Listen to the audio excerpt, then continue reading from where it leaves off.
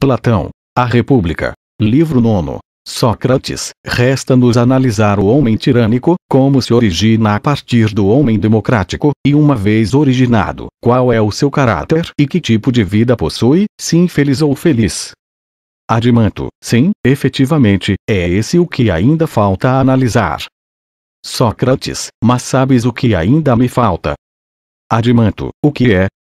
Sócrates, o que se refere aos desejos, à sua natureza e às suas espécies, parece-me que não demos suficientes explicações, e uma vez que este ponto não esteja claro, a investigação que realizamos será menos clara.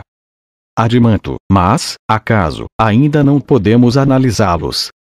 Sócrates, certamente que sim. Analisa o que quero ver neles. É o seguinte. Entre os prazeres e os desejos não necessários, alguns me parecem ilegítimos, porque penso que sejam inatos em cada um de nós. Entretanto, são reprimidos pelas leis e pelos desejos melhores, e com a ajuda da razão, podem ser totalmente eliminados em alguns ou ficarem sós em pequeno número e enfraquecidos, ao passo que nos outros subsistem mais fortes e em maior número. Adimanto, mas a que desejos tu te referes? Sócrates, aqueles que se despertam durante o sono, quando repousa essa parte da alma, que é racional, benigna e feita para comandar a outra. E a parte animal e selvagem, sente-se saciada de comida e de bebida, estremece-se e depois de repudiar o sono, parte em busca da satisfação dos seus gostos. Sabes que nessas condições ela ousa tudo, como se fosse desembaraçada e livre de toda a vergonha e de toda a prudência. Não hesita em tentar, no seu pensamento, a unir-se à sua mãe ou a quem quer que seja, homem, Deus ou animal, envolver-se em qualquer tipo de crime e não deixa de ingerir nenhuma espécie de alimento. Numa palavra, não há insensatez, nem imprudência que ela não seja capaz. Adimanto, é verdade.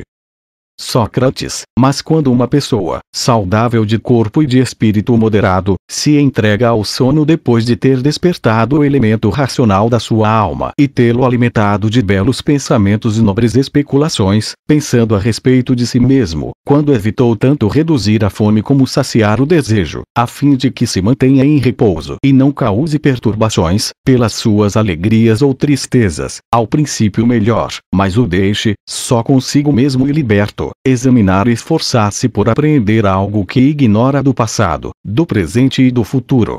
Quando este homem domina de igual modo o elemento irascível e não adormece com o coração tomado de ira contra alguém, quando acalmou estes dois elementos da alma e estimulou o terceiro, em que reside a sabedoria, e por fim, repousa, então, como sabes, toma contato com a verdade melhor que nunca, e as visões dos seus sonhos não são de modo nenhum desregradas. Adimanto, é assim que penso. Sócrates, mas alongamos demasiado este ponto. O que queríamos constatar era que, há em cada um de nós, mesmo os que parecem totalmente disciplinados, uma espécie de desejos terríveis, selvagens, sem leis, e isso é posto em relevo pelos sonhos. Vê se o que digo te parece verdadeiro e se concordas comigo. Adimanto, sim, concordo. Sócrates, recorda agora do homem democrático, tal como o representamos, formado desde a infância por um pai parcimonioso, honrando apenas os desejos pelo lucro e desprezando os desejos supérfluos, que não têm por objeto, senão a diversão e o luxo. Não é assim?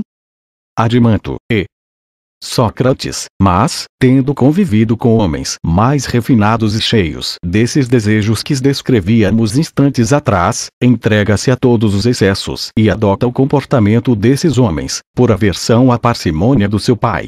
Contudo, como é de caráter melhor que os seus corruptores, sacudido em dois sentidos opostos, acaba por ocupar o meio entre esses dois gêneros de existência e, pedindo, a cada um, prazeres, que julga ser moderados, leva uma vida isenta de mesquinhez e desregramento.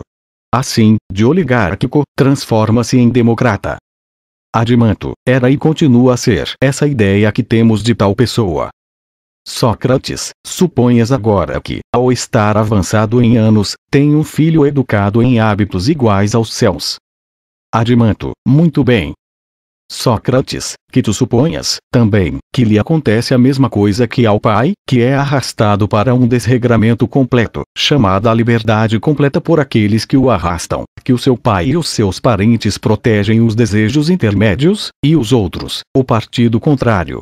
Quando estes hábeis mágicos e fabricantes de tiranos se veem desesperados por querer reter o jovem a qualquer custo, esforçam-se por fazer nascer nele um amor que presida aos desejos ociosos e pródigos. Qualquer zangão alado e grande.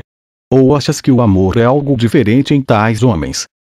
Adimanto, não acho nada mais que isso. Sócrates, quando os outros desejos, zumbindo em torno deste zangão, numa profusão de incensos, perfumes, coroas, vinhos e todos os prazeres que se encontram em tais companhias, o alimentam, o fazem crescer até o último limite e lhe espetam o ferrão do apetite. Então, este tirano da alma, escoltado pela demência, é tomado por acessos de fúria e, se deita a mão a opiniões ou desejos considerados prudentes e que conservam ainda certo pudor, mata-os ou os expulsa de si, até que tenha depurado a sua alma e a tenha enchido de loucura estranha. Adimanto, deste uma explicação completa da origem do homem tirânico. Sócrates, então, não é por este motivo que se costuma dizer que o amor é um tirano? Adimanto, parece-me que sim.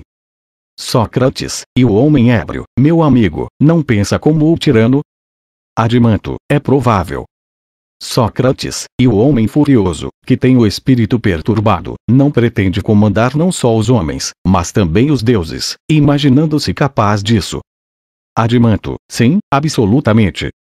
Sócrates, desse modo, meu caro, nada falta a um homem para ser tirânico, quando a natureza, as suas práticas ou as duas juntas o fizeram bêbado, apaixonado e louco. Adimanto, realmente, nada. Sócrates, segundo se vê, aí está como se origina o homem tirânico. Mas, como vive ele? Adimanto, responderei como é costume, jogando contigo. Serás tu quem me dirás. Sócrates, pois, dir-te-ei. Entendo que haverá festas, orgias, cortesas e prazeres de toda espécie, naquele que deixou o tirano Eros instalar-se na sua alma e governar todos os seus movimentos. Adimanto, é forçoso. Sócrates, penso que crescerão cada dia e cada noite, ao lado dessa paixão, numerosos e terríveis desejos, cujas exigências serão múltiplas. Adimanto, sim, assim crescerão em grande número. Sócrates, assim, os prováveis lucros se esgotarão. Adimanto, como não haveria de ser? Sócrates, e depois virão os pedidos de empréstimo e o esbanjar de seu patrimônio. Adimanto, é certo. Sócrates, e, quando mais nada houver, não é inevitável que a multidão ardente das paixões que se aninham na alma deste homem se ponha a soltar gritos e que ele próprio, picado por esses ferrões, e sobretudo, pelo amor, que os outros desejos servem como a um chefe, seja tomado de transportes furiosos e procure uma presa de que possa apoderar-se, por fraude ou por violência. Adimanto, sim. Sócrates, então, será para ele uma necessidade apanhar por toda a parte ou suportar grandes dores e grandes dificuldades. Adimanto, sim, será uma necessidade. Sócrates, e, como as novas paixões surgidas na sua alma se sobrepuseram às antigas e a despojaram, ele não pretenderá, da mesma forma, que é mais novo, se sobrepor ao pai e à mãe, e apoderar-se dos bens paternos assim que tiver esbanjado a sua parte? Adimanto, sem dúvida. Sócrates, e, se os pais não cederem, não tentará primeiramente roubá-los e ludibriá-los? Adimanto, certamente. Sócrates, porém, se não o conseguir, certamente conseguirá os bens pela força. Adimanto, creio que sim. Sócrates, agora, meu caro, se o velho pai e a velha mãe resistirem e enfrentarem a luta, por acaso, terá ele cuidado e evitará cometer qualquer ação tirânica? Adimanto, não tenho como responder em definitivo. Sócrates, mas, por Zeus, por uma cortesã, uma conquista recente e que não é para ele, senão, um capricho, esquecer-se-á dessa amiga antiga e necessária que é a sua mãe. Ou por um jovem na flor da vida que conheceu ontem, esquecer-se-á do pai, cuja juventude passou, mas que é o mais necessário e o mais antigo dos seus amigos. esquecer-se-á deles ao ponto de feri-los e submetê-los a essas criaturas, se as puser para dentro de casa. Adimanto, sim, por Zeus. Sócrates, parece uma enorme felicidade ter dado à luz um filho de caráter tirânico. Adimanto, sim, enorme. Sócrates, pois bem. Quando tiver esbanjado os bens do pai e da mãe e as paixões se tiverem juntado como um enxame na sua alma, não se voltará para a parede de uma casa ou para a túnica de um viajante noturno para neles pôr as mãos, indo depois saquear os templos. E, em meio a esta situação, as antigas opiniões, consideradas justas, que tinha desde a infância sobre a honestidade e a desonestidade, cederão lugar às opiniões adquiridas recentemente, que servem de escolta ao amor, e triunfarão com ele, e que se manifestavam somente em sonho, porque então estava sujeito às leis e ao seu pai, e a democracia reinava na sua alma. Mas agora, escravizado pelo amor, será no estado de vigília, o homem em que às vezes se tornava em sonho. Não se absterá de cometer nenhum crime, de ingerir nenhum alimento proibido, de praticar nenhuma perversidade. Eros, que vive nele como um tirano, numa desordem e num desregramento completos, porque é o único senhor, incitará o infeliz cuja alma o culpa, tiranicamente, a usar tudo para alimentá-lo, a ele e ao tumulto dos desejos que o rodeiam. Os que vierem do exterior através das más companhias e os que, nascidos no interior, de disposições semelhantes às suas, romperam os seus laços e se libertaram. Acaso não é esta a vida que leva um homem assim? Adimanto, e Sócrates, ora, se no estado os homens deste gênero são em pequeno número e o resto do povo é sensato, eles partem para ir servir de soldados a um tirano qualquer ou se alistarem como mercenários, caso haja guerra em qualquer parte. Mas, se a paz e a tranquilidade reinam por todo lado, ficam na cidade e cometem aí um grande número de pequenos delitos. Adimanto, e que delitos seriam esses? Sócrates, por exemplo, furtam, abrem fendas nas paredes, cortam as bolsas, roubam os transeuntes, capturam e traficam escravos e por vezes, quando sabem falar, são delatores, falsas testemunhas e prevaricadores. Adimanto, esses, só serão pequenos delitos, se esses homens forem em pequeno número.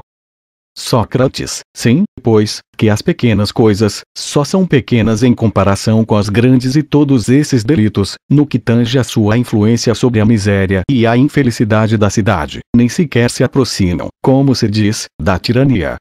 Com efeito, quando tais homens e os que os seguem são numerosos no estado e tomam consciência do seu número, são eles que, ajudados pela estupidez do povo, engendram o tirano na pessoa daquele que tem na sua alma o tirano maior e mais completo. Adimanto, é natural.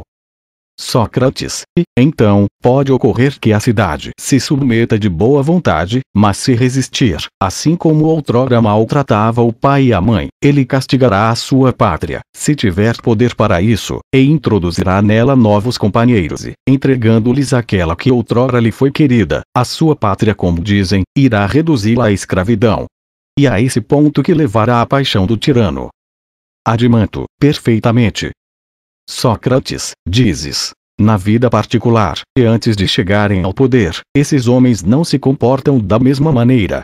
Em primeiro lugar, vivem com pessoas que são para eles aduladores prontos a obedecer-lhes em tudo ou, se têm necessidade de alguém, cometem baixezas, atrevem-se a desempenhar todas as funções para lhe demonstrarem a sua dedicação, com o inconveniente de se recusarem a conhecê-lo, uma vez alcançados os seus fins. Adimanto, é isso? Sócrates, não serão jamais amigos de ninguém, e sim déspotas ou escravos quanto à liberdade e à amizade autênticas, pois um caráter tirânico não aninha em seu íntimo tais sentimentos. Adimanto, sem dúvida. Sócrates, assim, é com razão que lhes chamamos homens sem fé. Adimanto, como não? Sócrates, e, injustos até o último grau, se falamos acertadamente, a propósito da natureza da justiça. Adimanto, sem dúvida que é assim. Sócrates, resumamos, porém, o que é o perfeito perverso? Aquele que, no estado de vigília, é igual ao homem em estado de sonho que descrevemos. Adimanto, perfeitamente. Sócrates, vês, torna-se um malvado aquele que, dotado da natureza mais tirânica, consegue governar sozinho e é mais capaz disso quanto viveu mais tempo no exercício da tirania. Adimantio, é inevitável que seja assim. Sócrates, no entanto, aquele que se mostrou como o pior, deverá se revelar também o mais infeliz. E aquele que tiver exercido a tirania por mais tempo e de forma mais absoluta, terá sido extremamente infeliz e durante mais tempo. Na verdade, apesar de a multidão ter a esse respeito opiniões diversas. Adimantio, não poderia ser de outro modo. Sócrates, ora, não é verdade que o homem tirânico é feito à semelhança da cidade tirânica, como o homem democrático a da democracia, e assim para os outros. Adimantio, é verdade. Sócrates, e o que uma cidade é para outra cidade em termos de virtude, não ocorre o mesmo com um homem para com outro homem. Adimantio, como não? Sócrates, qual é, então, quanto à virtude, a relação entre o Estado tirânico e o Estado monárquico, tal como definimos? Adimantio, são exatamente contrárias. Uma é a melhor, a outra é a pior. Sócrates, não te perguntarei qual das duas é a melhor ou a pior, pois isso é evidente. Mas, no que se refere à felicidade e à infelicidade, pensas o mesmo ou de modo diferente. E aqui não nos deixemos deslumbrar pela vista do tirano e dos poucos eleitos que o rodeiam. Devemos penetrar na cidade para considerá-la no seu conjunto, insinuarmos-nos por toda a parte e vermos tudo, antes de formarmos uma opinião. Adimantio, o que pedes é justo e é evidente. Não há cidade mais infeliz do que a tirânica, nem mais feliz do que a monárquica. Sócrates, incorrerei em erro se pedir os mesmos cuidados para analisar os indivíduos e não conceder o direito de julgá-los, senão, aquele que pode, pelo pensamento, penetrar no caráter de um homem e vê-lo com clareza, que não se deixa enganar pelas aparências, como a pompa que o tirano ostenta para os profanos, mas sabe ver o fundo das coisas. Se eu achasse que todos devem ouvir aquele que seria capaz de julgar, que, além disso, tivesse convivido sob o mesmo teto que o tirano, sendo assim testemunha dos atos da sua vida doméstica e das relações que mantém com os seus familiares, pois entre eles, mais que tudo, se mostra como realmente é, e também da sua conduta nos perigos públicos. Se eu obrigasse aquele que viu tudo isto a pronunciar-se sobre a felicidade ou a infelicidade do tirano em comparação aos outros homens. Adimantio, também aqui pedirias apenas o justo. Sócrates, achas que devemos nos considerar do número dos que são capazes de julgar, e que já encontramos e conhecemos homens tiranos, a fim de termos alguém que possa responder às nossas indagações? Adimantio, com certeza. Sócrates, segue-me, então, neste exame.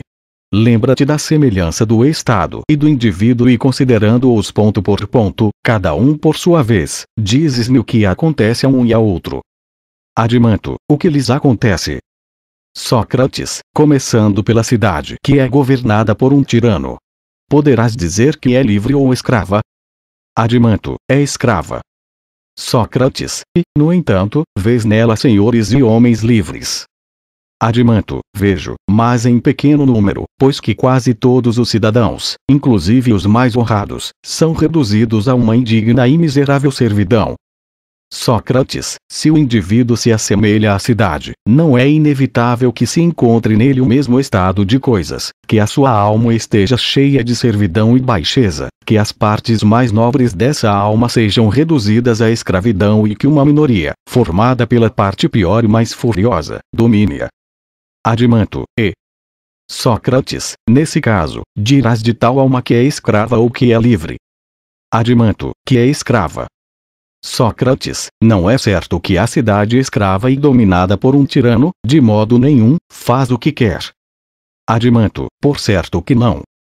Sócrates, então, referindo-me à alma em sua totalidade, também a alma tiranizada não fará o que quer. Mas sim, ficará cheia de perturbação e remorso, incessantemente, e será arrastada de forma violenta por um desejo furioso. Adimantio, como não haveria de ser? Sócrates, mas a cidade governada por um tirano é, necessariamente, rica ou pobre? Adimantio, pobre. Sócrates, portanto, é necessário também que a alma tirânica seja sempre pobre e insatisfeita. Adimanto, sim. Sócrates, mas como? Não é forçoso também que tal cidade e tal homem estejam cheios de temor?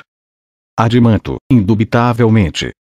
Sócrates, acha ser possível encontrar, em qualquer outro estado, mais lamentações, gemidos, queixas e dores? Adimanto, de modo nenhum. Sócrates, e em qualquer outro indivíduo, mais do que neste homem tirânico, que o amor e as paixões o enlouqueceram? Adimanto, não o creio. Sócrates, ora, foi após julgar sobre todos esses males e outros semelhantes, que concluíste que esta cidade era a mais infeliz de todas. Adimanto, não tive eu razão. Sócrates, tiveste. Mas, no que se refere ao tirano, o que dizes ao veres nele os mesmos males? Adimanto, que é de longe o mais infeliz de todos os homens. Sócrates, nesse ponto já não tens razão. Adimanto, como assim? Sócrates, no meu entender, não é ainda tão infeliz quanto é possível ser. Adimanto, quem o será então? Sócrates, talvez este te pareça mais infeliz. Adimanto, qual? Sócrates, o que, nascido tirano, não passa a sua vida numa condição privada, mas é bastante desafortunado para que um acaso funesto faça dele tiranos de uma cidade. Adimanto, parece-me, conforme com o que dissemos antes, que tens razão. Sócrates, sim, mas não podemos nos satisfazer com conjecturas em semelhante matéria. Temos de examinar, à luz da razão, os dois indivíduos que nos ocupam. Com efeito, a investigação incide sobre o mais importante dos temas, a felicidade e a infelicidade da vida. Adimanto, é certo. Sócrates, vê então se tenho razão. No meu entender, é preciso ter uma ideia da situação do tirano a partir do que vou dizer. Adimanto, o que é? Sócrates, a partir da situação de um desses ricos particulares que, em certas cidades, possuem muitos escravos. Eles têm este ponto de semelhança com os tiranos que comandam muita gente. A diferença está só no número. Glauco, é verdade. Sócrates, sabes bem que esses particulares vivem em insegurança e não temem os seus servidores. Glauco, o que teriam a temer? Sócrates, nada. Mas vês a razão. Glauco, com efeito, toda a cidade presta assistência a cada um desses particulares. Sócrates, bem pensado. Mas se um Deus, afastando da cidade um desses homens que tem 50 escravos, o transportasse, com a sua mulher, os filhos, os seus bens e servidores, para um deserto, onde não pudesse esperar auxílio de nenhum homem livre, não achas que viveria numa extrema e contínua apreensão de morrer às mãos dos escravos, ele e toda a sua família? Glauco, com certeza, a sua apreensão seria extrema. Sócrates, não seria aí forçado a lisonjear alguns deles, a aliciá-los com promessas, a libertá-los sem necessidade, enfim, a tomar-se adulador dos seus escravos.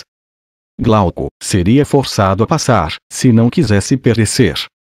Sócrates, o que seria dele então se o Deus fizesse morar à volta da sua casa, vizinhos em grande número, decididos a não suportar que um homem pretenda mandar em outro como senhor e a punir com o último suplício os que fossem surpreendidos em semelhante caso?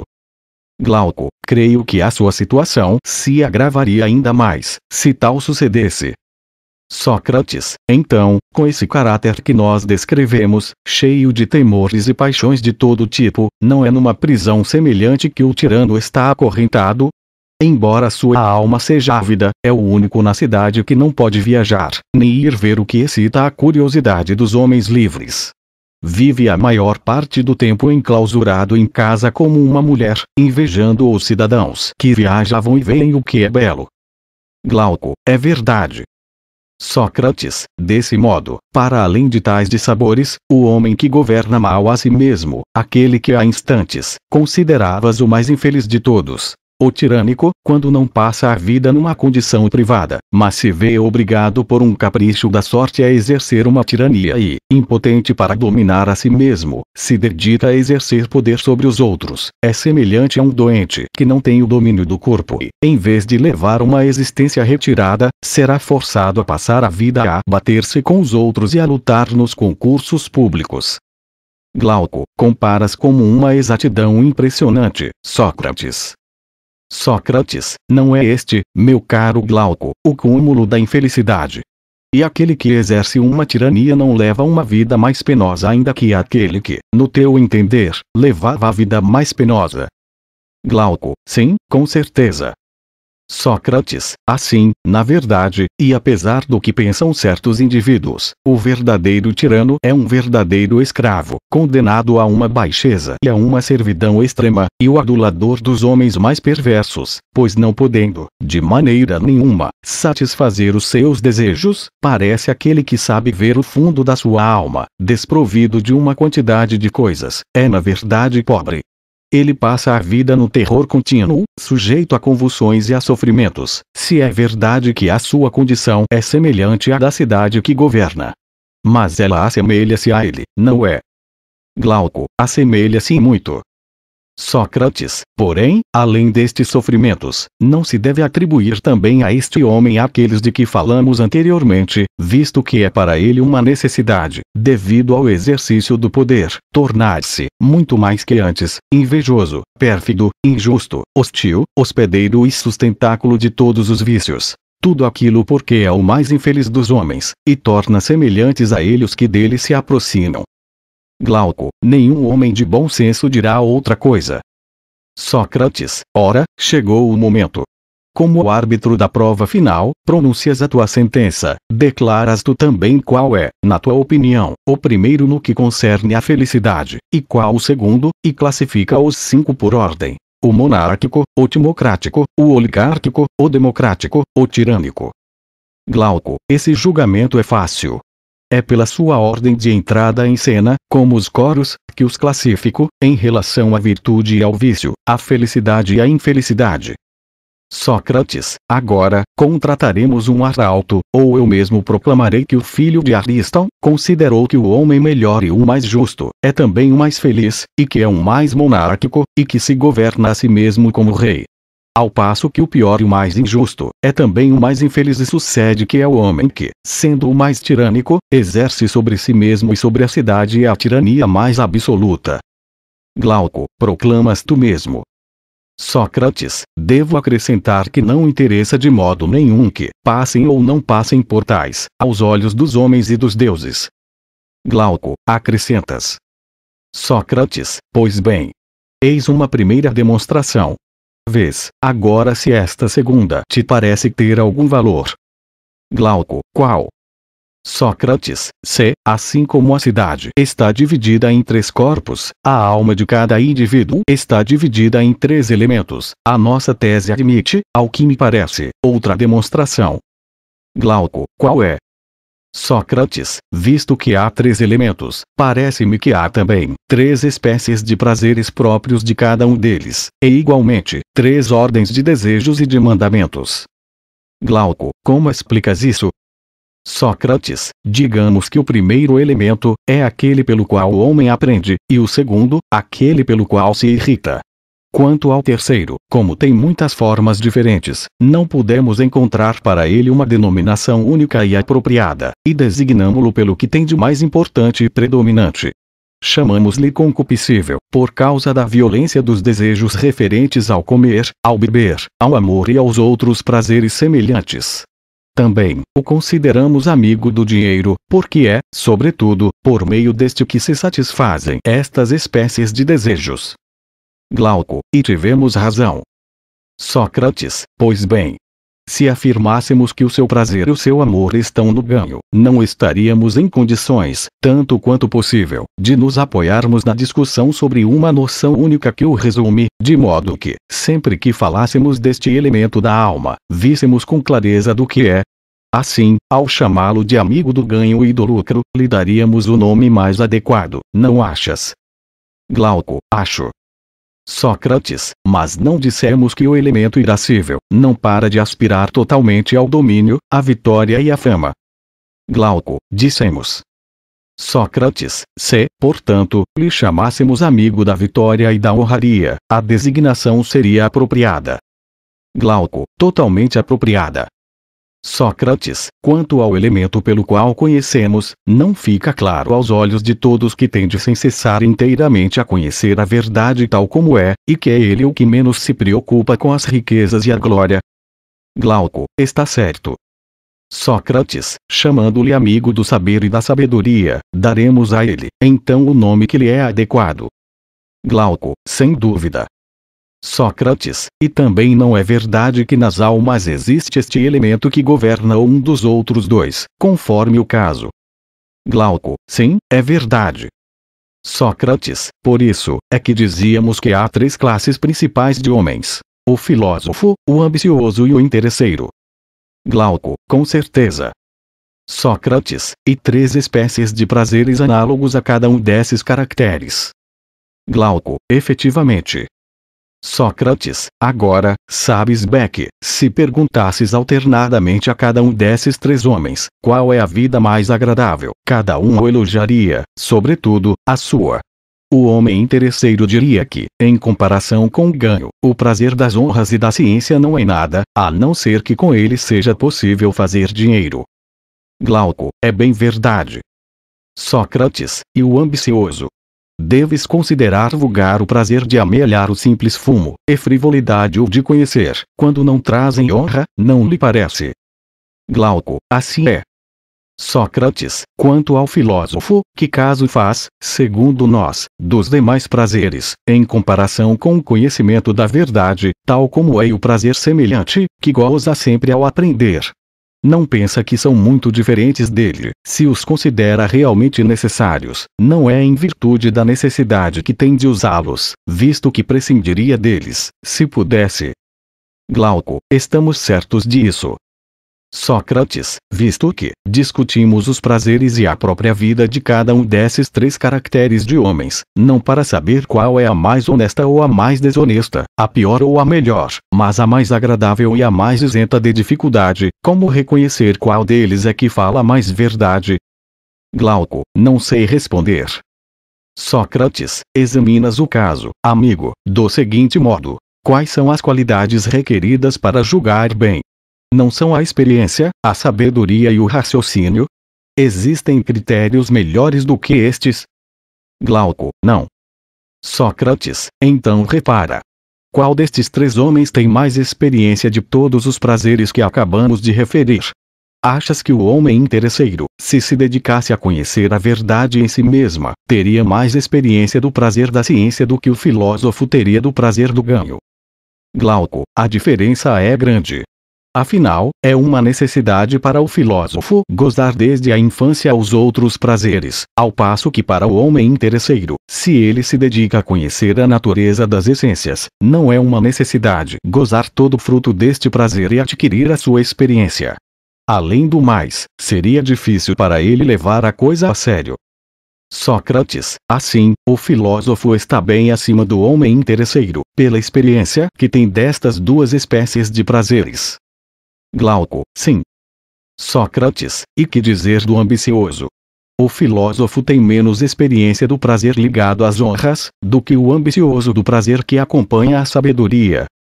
Glauco, a honra favorece cada um deles quando atingem o objetivo que se propõem, porque o rico, o valente e o sábio são honrados pela multidão, de modo que todos conhecem, por experiência, a natureza do prazer ligado às honrarias.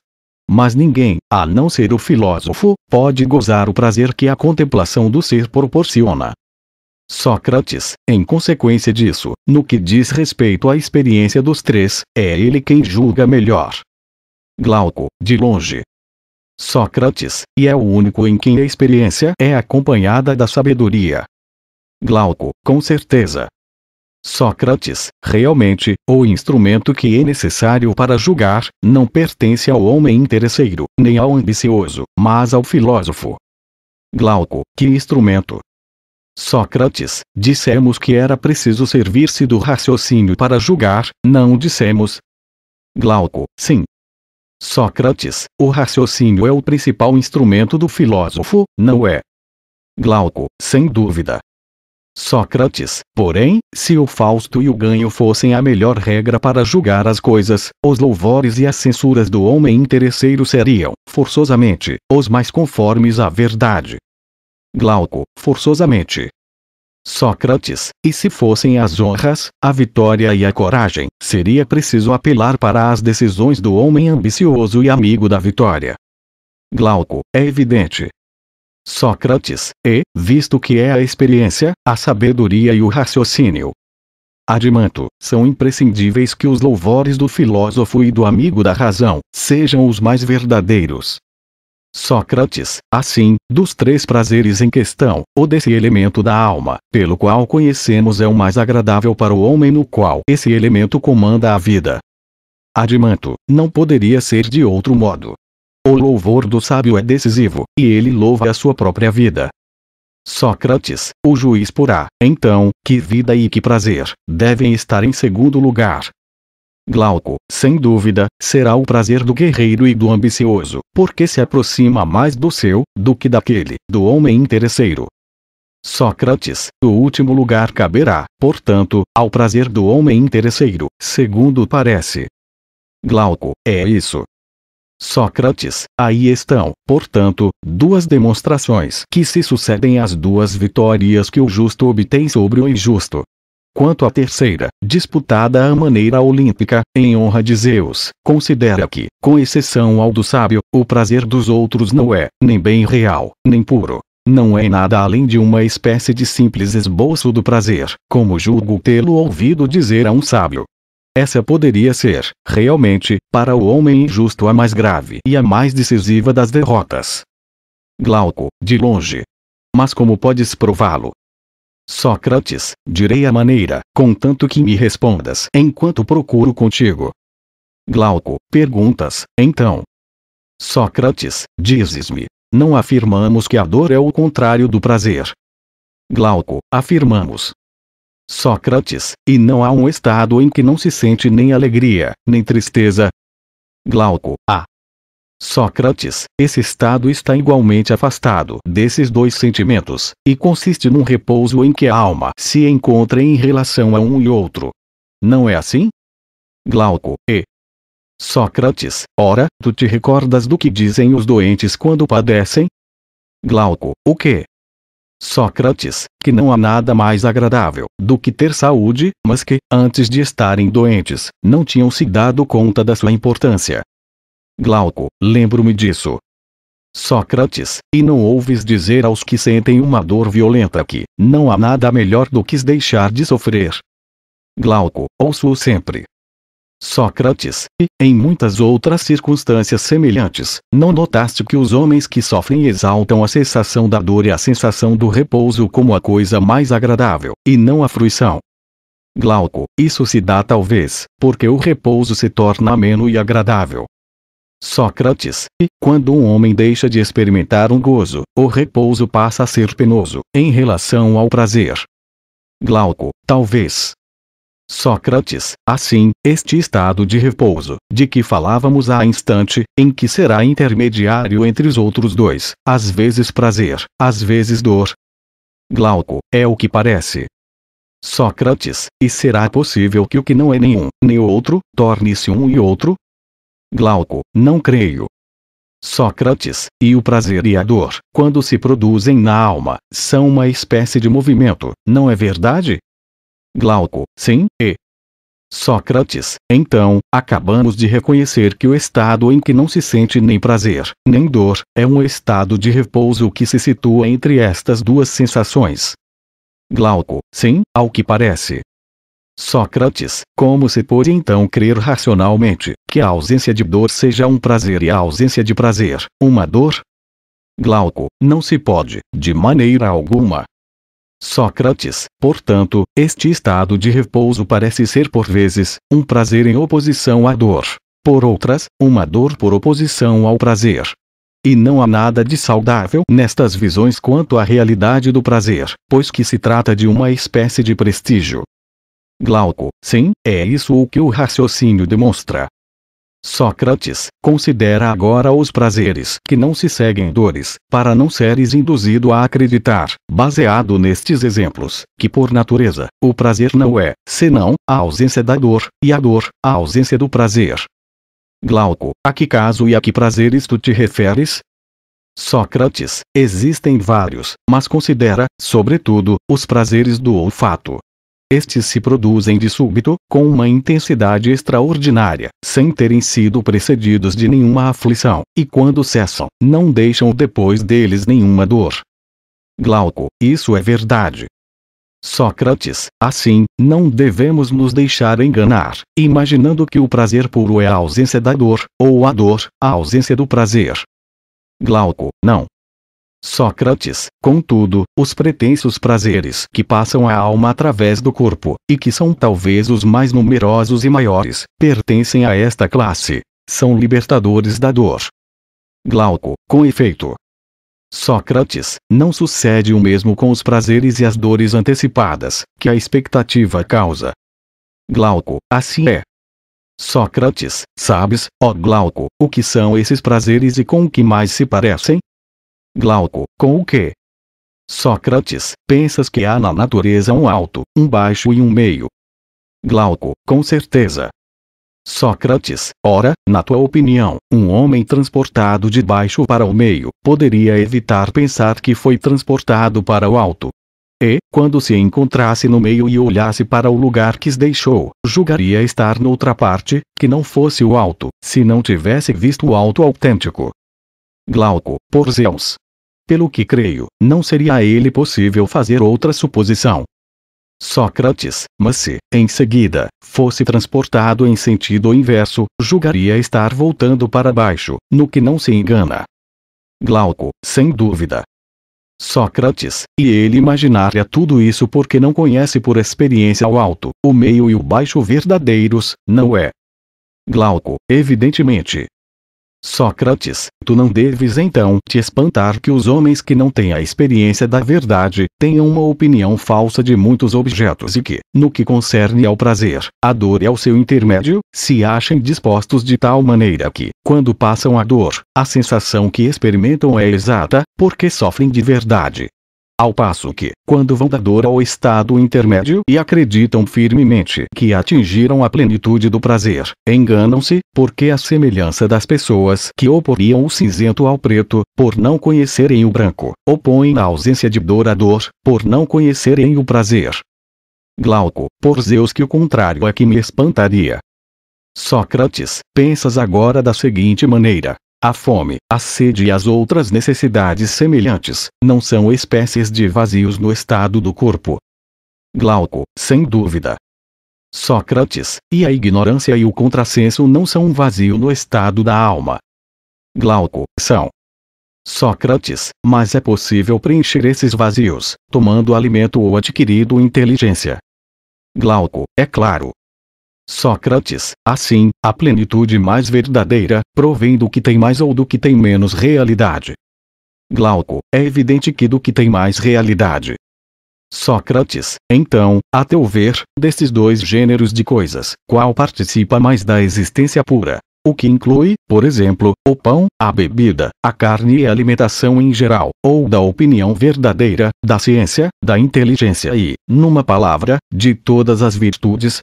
Pensas do seguinte modo: o que se liga ao imutável, ao imortal e à verdade, que é de natureza semelhante e se produz num indivíduo semelhante, parece ter mais realidade do que o que se liga ao mutável e ao mortal, que é ele próprio de natureza semelhante e se produz num indivíduo semelhante?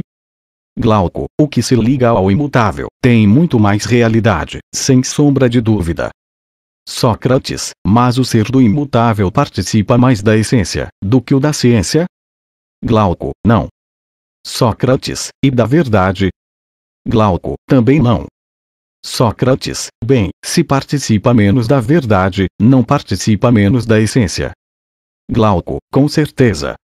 Sócrates, portanto, as coisas que servem para a conservação do corpo costumam participar menos da verdade e da essência do que as que servem para a conservação da alma. Glauco, assim é. Sócrates, e comparado com a alma, o próprio corpo não está também neste caso. Glauco, está. Sócrates, assim, o que se enche de coisas mais reais, e que é ele mesmo o mais real, está mais realmente cheio, do que aquele que o está de coisas menos reais e que é, ele mesmo, menos real. Glauco, com efeito.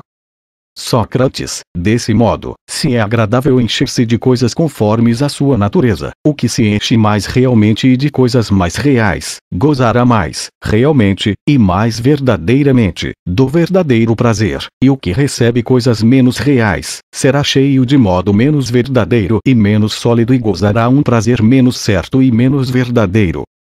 Glauco, não há como ser diferente. Sócrates, assim, os indivíduos que não têm a experiência da sabedoria e da virtude, que estão sempre nas festas e nos prazeres afins são, ao que me parece, transportados para a região baixa, depois de novo para a média, e erram assim durante toda a vida. Não sobem mais alto. Nunca viram as verdadeiras alturas. Nunca, para lá foram transportados. Nunca, foram realmente cheios do ser e não experimentaram prazer sólido e puro. Mas assemelhar-se-ão aos animais, de olhos sempre voltados para baixo, de cabeça inclinada para a terra e para a mesa, pastam e acasalam-se. E, para satisfazerem ainda mais seus apetites, escoiciam, batem-se, com seus chifres e matam-se uns aos outros no furor do seu apetite insaciável, porque não encheram de coisas reais a parte real e estanque de si mesmos. Glauco, tu pareces um autêntico oráculo, Sócrates, ao descreveres a vida da maior parte dos homens. Sócrates, eles não têm a necessidade de viver no meio de prazeres mesclados de dores, sombras e esboços do verdadeiro prazer, que só tomam cor quando vistos de perto. Mas que então parecem tão vivos, que fazem nascer amor desenfreado nos insensatos, que se bate para possuí-los, como se bateram em Troia pela sombra de Helena, no dizer de Estesícoro, por não saberem a verdade. Glauco, é necessário que assim seja. Sócrates, ora bem. Torna-se então, inevitável, que a mesma coisa aconteça a propósito do elemento irascível, quando um homem faz até o fim o que este quer, entregando-se à ânsia por ambição, à violência por desejo de vencer, à cólera por temperamento truculento e perseguindo a satisfação da honra, da vitória e da cólera, sem discernimento nem razão. Glauco, de fato, a mesma coisa deve acontecer. Sócrates, mas então, não ousaremos afirmar que os desejos relativos ao interesse e à ambição, quando seguem a ciência e a razão e procuram com elas os prazeres que a sabedoria lhes indica, alcançam os prazeres mais verdadeiros que lhes é possível experimentar e os prazeres que lhes são próprios, porque a verdade dirige-os, se é verdade que o que há de melhor para cada coisa é também o que lhe é mais próprio. Glauco, mas é exatamente assim. Sócrates, então, quando toda a alma segue docilmente o elemento filosófico e não se produz nela nenhuma revolta, cada uma das suas partes, mantém-se nos limites das suas funções, pratica a justiça e também, recolhe os prazeres que lhe são próprios, os melhores e os mais verdadeiros que lhe é possível gozar. Glauco, é certo. Sócrates, no entanto, quando se trata de um dos dois outros elementos que domina, como o resultado se tem que, este elemento não encontra o prazer que lhe é próprio. Além disso, obriga os outros dois a procurarem um prazer estranho e falso. Glauco, é assim mesmo. Sócrates, mas não é o que se afasta mais da filosofia e da razão, mais que tudo, o que provocará tais efeitos. Glauco, sem dúvida. Sócrates, o que então, mais se distancia da razão não é justamente o que mais se afasta da lei e da ordem. Glauco, parece-me evidente. Sócrates, mas já vimos que os desejos amorosos e tirânicos são os que mais se afastam. Glauco, sim, com efeito. Sócrates, com exceção dos desejos monárquicos e moderados. Glauco, certo. Sócrates, em consequência, o mais afastado do prazer autêntico e próprio do homem será, penso eu, o tirano. O menos afastado, o rei. Glauco, assim creio. Sócrates, a vida menos agradável será então, a do tirano e a mais agradável, a do rei. Glauco, é incontestável. Sócrates, mas tu és capaz de dizer quanto a vida do tirano, se é menos agradável do que a do rei. Glauco, saberei, se me disseres. Sócrates, há ao que me parece, 3 prazeres, sendo um legítimo e 2 ilegítimos. Pois bem, o tirano, evitando a razão e a lei, transpõe o limite dos prazeres ilegítimos e vive no meio de uma escolta de prazeres servis. Dizer em que medida é inferior ao outro, não é nada fácil, exceto talvez da maneira seguinte. Glauco, como? Sócrates, a partir do homem oligárquico, o tirano está no 3º grau, porque entre eles está o homem democrático. Glauco, sim. Sócrates, não coabita ele com uma sombra de prazer, que será a 3ª a partir da do oligarca, se o que dissemos atrás é verdade. Glauco, assim é. Sócrates, mas o oligarca é de igual modo, o 3º a partir do rei, se nós contarmos como um só, o homem real e o homem aristocrático. Glauco, o 3º, sem dúvida. Sócrates, podemos concluir, assim, que é de 3 vezes 3 graus, que o tirano está afastado do verdadeiro prazer. Glauco, parece ser assim. Sócrates, portanto, a sombra de prazer do tirano, se a considerarmos de acordo com seu comprimento, pode ser expressa por um número da 2ª potência. Glauco, sim. Sócrates, e, elevando este número ao quadrado, depois ao cubo, vê-se com clareza a distância que o separa do rei. Glauco, sim, isso é claro para um matemático. Sócrates, disse, de igual forma, quisermos exprimir a distância que separa o rei do tirano, quanto à realidade do prazer, descobriremos uma vez feita a multiplicação, que o rei é 729 vezes mais feliz, do que o tirano, e que este é mais infeliz em igual proporção. Glauco, que cálculo incrível tu fazes, da diferença desses 2 homens, o justo e o injusto, no que se refere ao prazer e à dor. Sócrates, e, em verdade, o número é exato e aplica-se à vida deles, se tivermos em conta os dias, as noites, os meses e os anos. Glauco, levamos isso em conta. Sócrates, pois bem, se o homem bom e justo se sobrepõe tanto em prazer ao homem mau e injusto, não se lhe sobreporá infinitamente mais em decência, em beleza e em virtude? Glauco, sim, por Zeus. Sócrates, agora, tendo chegado a este ponto da discussão, retomemos o que foi dito no princípio e que nos trouxe até aqui. Dizíamos, creio eu, que a injustiça era vantajosa para o perfeito celerado, contanto que ele passasse por justo. Não foi o que afirmamos. Glauco, foi isso, com certeza. Sócrates, travemos, então, diálogo com o homem que falou assim, visto que estamos de acordo quanto aos efeitos de uma conduta injusta e de uma conduta justa. Glauco, como?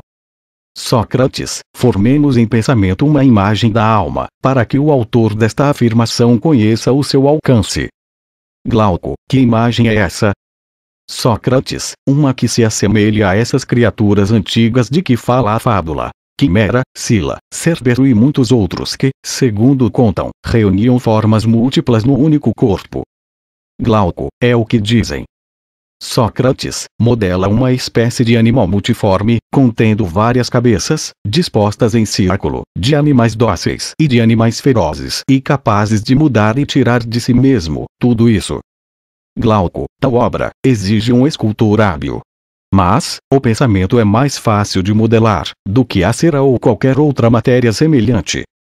Sócrates, modeles agora, 2 outras formas. Uma de um leão, outra de um homem. De modo que a primeira seja, de longe, a maior das 3 e que a segunda ocupe, em grandeza, o 2º lugar. Glauco, isso é mais fácil. Já está pronto. Sócrates, que tu juntes essas 3 formas numa só, de modo que, umas com as outras, componham um único todo. Glauco, estão juntas.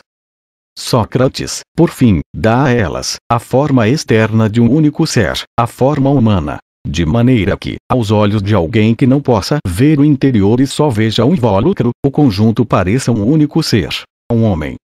Glauco, está recoberto. Sócrates, digamos agora, aquele que acha que é vantajoso para este homem ser injusto, e que não lhe serve de nada praticar a justiça, que isso equivale a pretender que é vantajoso para ele alimentar com cuidado, por um lado, o animal multiforme, o leão e a sua comitiva, e fortificá-los. e, por outro, reduzir a fome e debilitar o homem, de modo que os outros dois possam arrastá-lo para onde quiserem. Além disso, em vez de habituá-los a viverem unidos em boa harmonia, deixá-los lutarem, morderem-se e devorarem-se uns aos outros. Glauco, será isso mesmo o que o panegirista da injustiça defenderá? Sócrates, e, de igual modo, afirmar que é útil ser justo, não é afirmar que é preciso fazer e dizer o que dará ao homem interior a maior autoridade possível sobre o homem na sua totalidade, e lhe permitirá velar pela cria de muitas cabeças à maneira do agricultor, que alimenta e domestica as espécies pacíficas e impede as selvagens de crescer. Criá-lo assim, com a ajuda do leire, dividindo os seus cuidados por todos, mantê-los em boa harmonia entre eles e consigo mesmo, não é assim? Glauco, é isso mesmo o que afirmará o partidário da justiça. Sócrates, de qualquer maneira, aquele que faz o elogio da justiça tem razão, e o que louva a injustiça está errado, pois em relação ao prazer, à boa reputação ou à utilidade, o que louva a justiça fala a verdade, e o que a censura não diz nada de saudável e nem sequer sabe o que censura. Glauco, ao que me parece, não o sabe de modo nenhum. Sócrates, tentemos então desenganá-lo de maneira gentil, dado que o seu erro é involuntário, e perguntemos-lhe: caro amigo, não podemos dizer que a distinção habitual do honesto e do desonesto tira sua origem do fato de que, por um lado, o honesto é o que submete ao homem, ou antes, talvez, o que submete ao elemento divino ao elemento bestial da nossa natureza. E por outro, o desonesto é o que escraviza o elemento pacífico ao elemento selvagem. Estará ele de acordo? Se não, que responderá?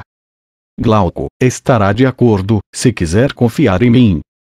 Sócrates, ora, segundo esta explicação, será útil a alguém apoderar-se de ouro injustamente, se não o puder fazer sem escravizar ao mesmo tempo a melhor parte de si, a mais vil. Se aceitasse ouro para entregar o filho ou a filha como escravos a senhores selvagens e maus, não tiraria daí nenhuma vantagem, mesmo que recebesse por isso somas enormes.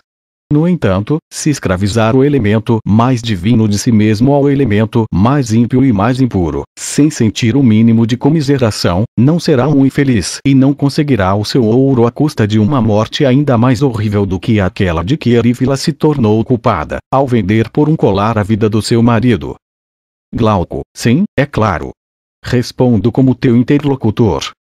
Sócrates, não achas que, se desde sempre se censurou Erífila era a mulher do adivinho Anfiarau, que partilhou tronos de Argos com Adrasto? Tendo sido avisado pelos deuses de que morreria se participasse da guerra contra Tebas declarada pelo seu genro, Polinices. Esconderá-se, mas foi traído por Erífila, que se deixou subornar por Polinques, a libertinagem, que a deu um colar de ouro e tudo isso sucedeu porque Erífila deu as rédeas a essa criatura terrível, enorme e multiforme, mais do que seria aconselhável? Glauco, é evidente. Sócrates, e, se censura a arrogância e o caráter irritável, não é porque esses desenvolvem e fortalecem sobremaneira o elemento em forma de leão e de serpente? Glauco, assim é. Sócrates, e o que faz censurar o luxo e a languidez não são o relaxamento e o ato de pôr à vontade esse elemento que provoca a covardia? Glauco, sim, é certo. Sócrates, e também censura a lisonja e a baixeza, porque escravizam esse elemento irascível ao monstro turbulento e porque este o torna vil pelo seu apego insaciável pelas riquezas e, desde a infância, o transforma de leão em macaco.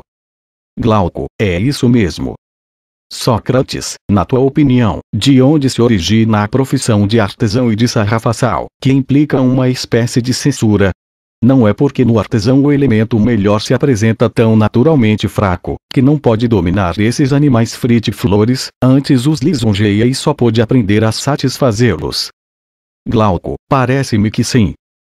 Sócrates, e então, para que esse homem seja governado por uma autoridade semelhante à que governa o melhor, que dizemos que deve ser escravo do melhor, em quem predomina o elemento divino, não porque pensemos que essa escravidão deva resultar em seu prejuízo, como supunha Trasímaco a propósito dos governados. mas porque não há nada mais vantajoso para cada indivíduo do que ser governado por um mestre divino e sábio, quer habite dentro de nós mesmos, o que seria o melhor, quer nos governe de fora, a fim de que, sujeito ao mesmo regime, tornemo-nos todos, tanto quanto possível, semelhantes uns aos outros e amigos. Glauco, falas muito bem. Sócrates, a lei mostra justamente esta mesma intenção, visto que dá o seu apoio a todos os membros da cidade. E não é esse o nosso objetivo na maneira de educar as crianças. Não as temos sob nossa guarda, até estabelecermos uma constituição na sua alma, como no Estado, até o momento em que, depois de havermos cultivado através do que há de melhor em nós o que há de melhor nelas, pomos este elemento no nosso lugar, para que seja um soldado e um chefe semelhante a nós, após o que as deixamos livres. Glauco, parece-me claro que seja assim. Sócrates, em que então, Glauco, e sob que aspecto, diremos que é vantajoso cometer uma ação injusta, licenciosa ou vergonhosa, contanto que, ao tornar-se pior, se possam adquirir novas riquezas ou qualquer outro poder? Glauco, sob nenhum aspecto. Sócrates, por fim, como imaginar que é vantajoso para o injusto evitar os olhares e o castigo? O mal que não é descoberto se torna pior ainda, ao passo que, quando descoberto e castigado, o elemento bestial se acalma e suaviza, o elemento pacífico toma a frente e toda a alma, colocada em condições excelentes, se eleva a um estado cujo valor é superior ao do corpo, que adquire a força e a beleza com a saúde de toda a superioridade da alma sobre o corpo. Glauco, com toda certeza. Sócrates, portanto, o homem de bom senso, não viverá com todas as suas forças voltadas para esse objetivo, honrando em primeiro lugar as ciências capazes de elevar a sua alma até o último grau de virtuosidade e desprezará tudo o mais. Glauco, sem dúvida. Sócrates, e, no que concerne ao bom estado e à alimentação do seu corpo, este homem não se entregará ao prazer bestial e irracional e não viverá voltado para ele, não se importará também com a saúde, nem com o que o pode tornar forte, saudável e belo, se com isso não se tornar moderado, mas ao contrário, o veremos sempre procurando regular a harmonia do corpo para manter o acordo perfeito da alma. Glauco, é o que deverá fazer, se quiser ser mesmo músico. Sócrates, mas não agirá de igual modo, observando o mesmo acômodo perfeito na aquisição das riquezas. Não se deslumbrará pela opinião da multidão acerca da felicidade e não aumentará a massa dos seus bens até ao infinito para ter males infinitos. Glauco, não creio. Sócrates, mas, lançando os olhos para o governo da sua alma, terá o cuidado de não abalar nada por excesso ou falta de fortuna e, seguindo esta regra, aumentará essa fortuna ou gastará segundo suas possibilidades. Glauco, é verdade. Sócrates, quanto às honras, ele buscará o mesmo objetivo. Aceitará e experimentará de boa vontade aquelas que considerar adequadas a torná-lo melhor, mas evitará, tanto na vida particular como na pública, as que possam destruir nele a ordem estabelecida. Glauco, mas então, se puser a preocupar-se com isso, não poderá ocupar-se dos negócios públicos. Sócrates, não, pelos céus.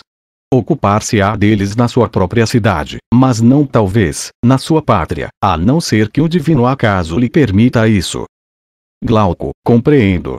Tu falas da cidade cujo plano traçamos e que se fundamenta, apenas nos nossos discursos, visto que, tanto quanto sei, não existe em parte alguma da terra. Sócrates, mas talvez haja um modelo no céu para quem quiser contemplá-lo e, a partir dele, regular o governo da sua alma. Aliás, não importa que essa cidade exista ou tenha de existir um dia, é somente as suas leis e de nenhuma outra, que o sábio fundamentará a sua conduta.